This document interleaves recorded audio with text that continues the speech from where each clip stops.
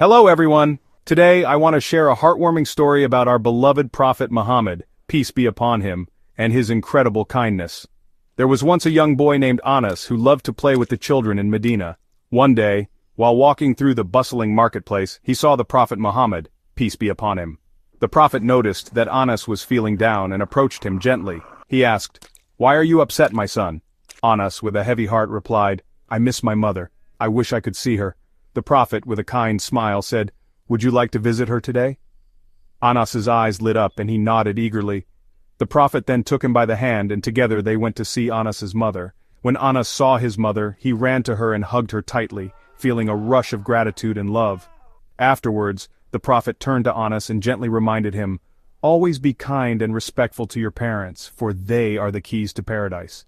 This beautiful story teaches us the immense importance of kindness, compassion, and respecting our parents, just as the Prophet Muhammad, peace be upon him, exemplified in his life.